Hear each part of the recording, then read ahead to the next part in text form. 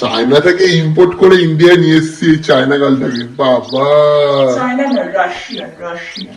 নিজেকে যতই রাশিয়ান বলে দাবি করো, সাইলেন্সার পাইপ কিন্তু সেই ইন্ডিয়ানদের মতো কালোই। নিজেকে রাশিয়ান বলছো ঠিক আছে, কিন্তু গিলি ডান্ডা খেলার সময় কিন্তু সাউন্ডটা সেই ইন্ডিয়ানদের মতনই বেরোবে। ও মা গো, রাশিয়ানদের মতো কিন্তু বেরোবে না। ও ইয়েস, ও ও।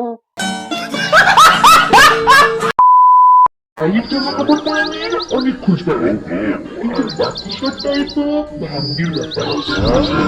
তা বলি তোমারটা কি এতদিনে টাইট আছে, না কলকাতা কর্পোরেশন আর হাইড্রেন করে ফেলেছো হল হলে?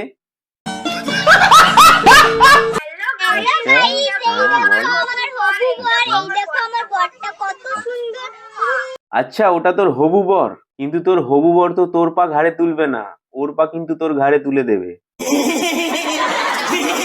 আর দেখিস তোর হবু বর ফুলসজ্জার দিন তোর বাগানের ঘাস না খেয়ে ফেলে।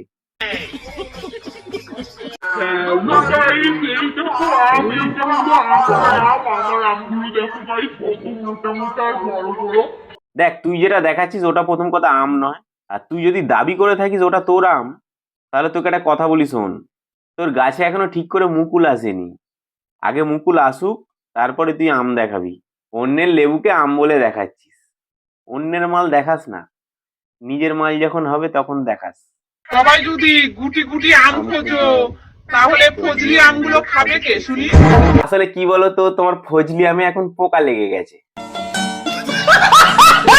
তোমার ফজলি আমে আর সেটেস নেই, ওই জন্যই সবাই গুটি গুটি আম খুঁজছে। আর গুটি আম খোঁজার একটা কারণও আছে, গুটি আমে তো আমসি ভালো হয়, পরে আচার করেও খাওয়া যাবে চেটে চেটে। তোমার ওই ভস্কা ফজলি আমে কোনো টেস্ট নেই, ওই জন্য তোমার ফজলি আম কেউ নিচ্ছে না। এনজয় গুরু।